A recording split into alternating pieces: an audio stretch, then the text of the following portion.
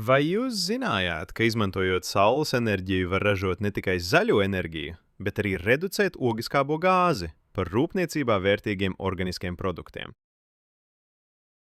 Laboratorijā zem simulētā saules starojuma, piesātinātā ar CO2 slēgtā kamerā ievietotais vara un cinka oksīda nanostrukturētais paraugs, ģenerēja stabilu spriegumu, kur tālāk varētu izmantot enerģijas uzkrāšanai vai optiskos sensoros.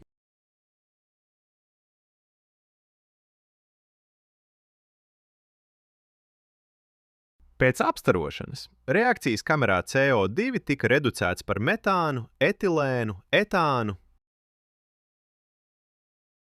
propēnu, propānu un metanolu.